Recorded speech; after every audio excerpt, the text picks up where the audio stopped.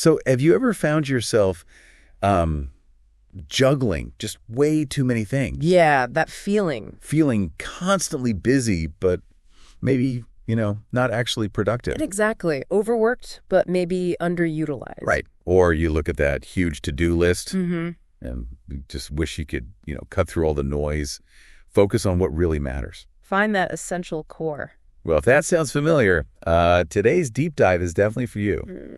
We're diving into Greg McKeown's book, Essentialism, The Disciplined Pursuit of Less. It's quite a transformative idea, that one. It really is. It feels like more than just a book. It's sort of a challenge, isn't it? To that whole assumption that we have to do everything. Exactly.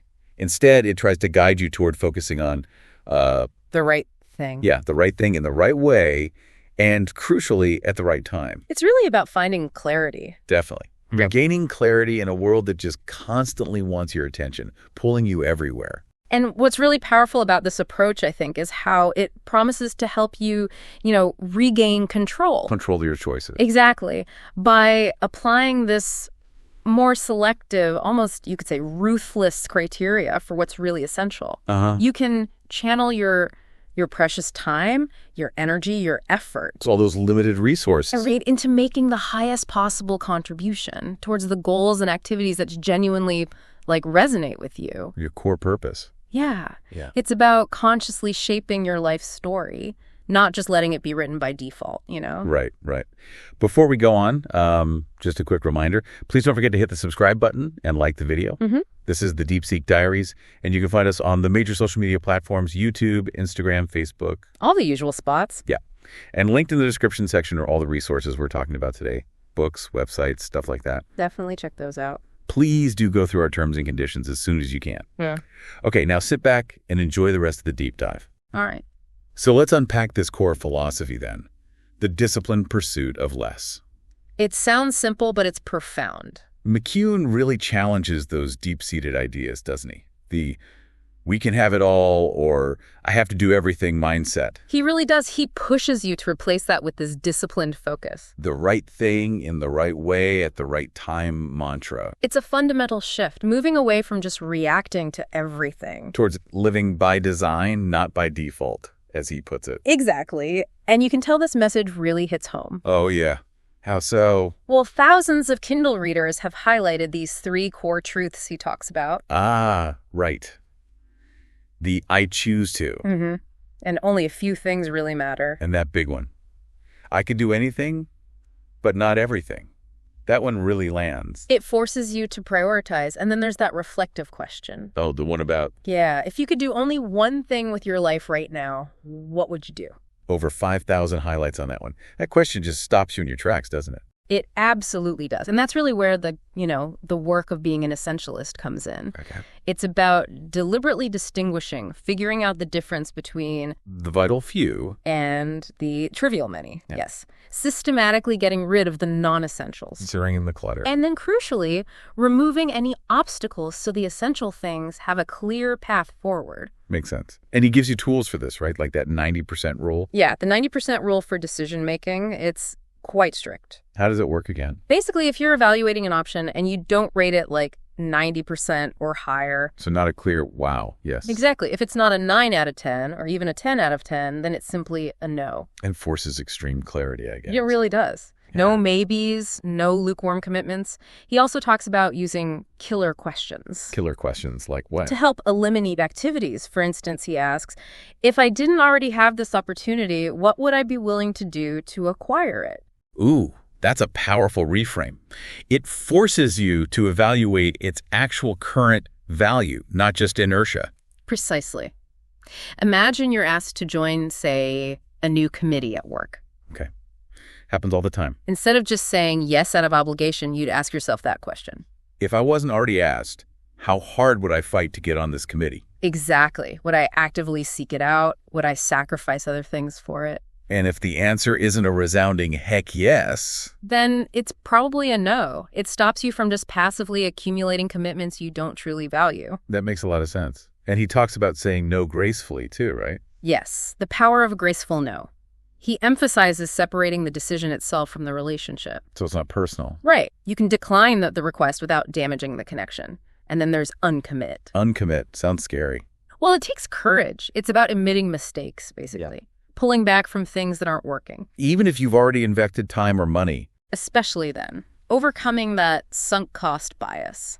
That trap where you keep throwing good money after bad just because you started. We've all been there. Absolutely. And ultimately, it all supports progress, the power of small wins. Meaning? Focusing on making small, consistent achievements in the truly essential areas. Instead of trying to do everything at once and maybe achieving nothing. Precisely. Yeah. So that ultimate question he poses, it really is the true north for the whole book. What is essential? Eliminate everything else. Simple, but incredibly hard to do in practice. Very true. I hope you're enjoying the topic so far. Just another quick reminder to please subscribe to the Deep Seek Diaries and like this video. It helps us out a lot. It does. Ah. And don't forget, you can find us on the major social media platforms, YouTube, Instagram, Facebook, Twitter too now. We're everywhere. Trying to be. Yeah. Linked in the description section, again, are all the resources we're discussing today, the books, websites, all that. So you can find everything easily. Okay, so it's one thing for us to talk about the philosophy, but how did it actually land with readers? Right. The real world reaction. Let's dive into what, actual Amazon customers had to say. Okay. And overall, the feeling seems overwhelmingly positive. It's got a stellar 4.5 out of 5 stars. That's very high. It is, from nearly 20,000 global ratings. So a lot of feedback. Wow. And the vast majority, something like 88%, give it either 4 or 5 stars. That's incredible. Clearly it resonates. Yeah, it really seems to. And you see common themes in the praise, right? People often call it thought-provoking. Makes you think differently. Exactly. They appreciate the useful information and practical advice. Many see it as a genuinely great guide for everyday life. Something you can actually use. Yeah, helping focus on those essential elements. One reviewer put it nicely, saying, he goes into practical advice and illustrates the approach of the essentialist to many of life's quandaries. So it's not just theory. No, definitely not. People also love the readability and ease of reading. That helps. Some business books can be dense. Right. They found it enjoyable, practical, called it highly readable, probably thanks to those case examples he uses. And the short chapters, maybe. Yes, and the short chapters. Someone wrote, the way it's written makes it easy to understand how to take a few steps to focus on what's essential. Actionable steps. And, crucially, lots of praise for helping with time management, the idea of doing less but better. Becoming more efficient. Right. And there's a strong recurring point about the author's repeated emphasis on how pursuing essentialism is a choice. Okay. And the importance of emotional acceptance. Ah, the emotional side. That's interesting. It's not just logic. No, that part seems key for many. It's about accepting the feeling of saying no or letting go. That's often the barrier. Makes sense. Okay, but on the flip side, what about the criticisms? Every book gets some, right? Absolutely, and it's good to look at those two for a balanced view. So what do people push back on?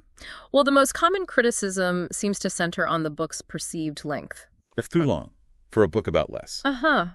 Yeah, the irony wasn't lost on some reviewers. Some found it a bit long or felt the writing was much longer than needed. A few even suggested the core message could probably be conveyed in like a 10-minute video. Ouch. But maybe fair if you just want the absolute basics. Perhaps. Another point that came up fairly often was the perceived implausibility of some of the advice. Implausible how? Specifically things like saying no to your boss. Ah, yes. The power dynamic issue. Exactly. Some reviewers felt that advice might only really work if you're already, financially secure or in a position of significant leverage. That's a very real concern for a lot of people. Saying no to the person who signed your paycheck. It's tricky. It absolutely is. Does McKeown really address that specific challenge? Or does the book offer strategies beyond just a flat no in those tougher situations? That's a really fair question. And yeah, he does acknowledge it's not always easy, especially in hierarchical setups. His approach isn't really about just outright defiance. It's more nuanced. How so? It's more about creating alternatives or negotiating expectations, exploring options. Like maybe saying yes and, where you agree, but propose doing it a different way that aligns better. Or yes but. Agreeing to one part while politely declining another. Exactly. He really emphasizes clear communication and, crucially, setting boundaries over time. So it's not necessarily one big confrontation. No, more like gradually shifting expectations. And, while these core ideas prioritizing, saying no might seem like common sense to some. Yeah, you hear that criticism sometimes. Isn't this obvious? Right. But the book's real value, I think, and what many reviewers recognized, is in the comprehensive framework it provides. The whole system. Yes, and the practical advice, and especially that emphasis on the emotional acceptance and the conscious choices needed to actually implement it. Moving from knowing to doing. Exactly. It's easy to grasp intellectually, isn't it? Do less, focus more, but actually doing it day to day. That's the hard part. That's often the hardest part, and the book really tries to guide you through that practical application. The guy guiding you, Greg McKeown, he definitely has the background, doesn't he? Oh, absolutely. He brings a lot of credibility. He's the CEO of this Inc. That's a leadership and strategy design agency right there in Silicon Valley. Mm-hmm. And he's taught this stuff look at the list. It's impressive. Apple, Google, Facebook, LinkedIn, Amazon, Microsoft, Nike. Even the Navy SEALs. Wow. And he was recognized as a young global leader by the World Economic Forum, plus an MBA from Stanford. Yeah, and his doctoral research, too, at Cambridge University. What was that on? It focused specifically on getting the right things done together, collaboration and focus. So a strong academic underpinning for these ideas. Definitely. And you see the impact. Essentialism isn't just, a bestseller. It's huge. It's a New York Times bestseller, over 3 million copies sold, 40 languages. 40 languages. Yeah. It's inspired people like Kanye West, Steve Harvey. Yeah. It apparently outsold Harry Potter in Brazil at one point. No way. That's amazing. And they even have graphic novels based on it in Japan. It's become a cultural thing. Wow.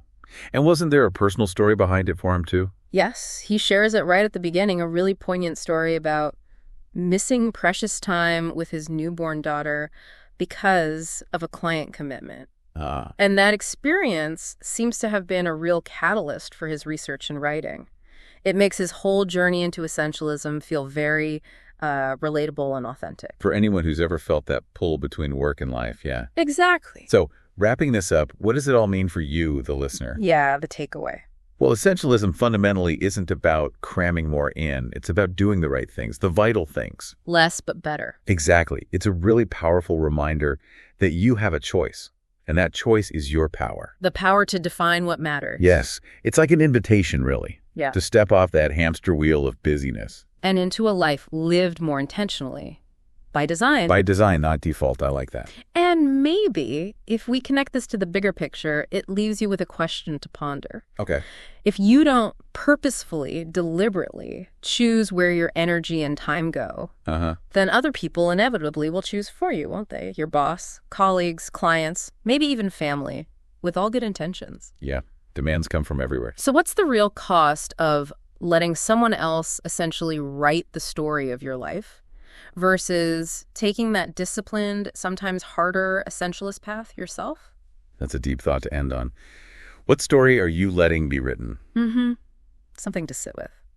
Well, thank you for joining us on this deep dive into essentialism. It's definitely given us a lot to think about. Me too. If you'd like to explore this book further, remember you'll find links to everything we mentioned in the book, other resources right there in the description section. Easy to find. We really hope you've enjoyed today's discussion and maybe found some valuable insights you can apply. Yeah. Please don't forget to check out those linked resources. Yeah, do that. And hit the subscribe and like buttons as you head off. If you haven't already, it really helps the channel. It does. Until the next deep dive. Goodbye.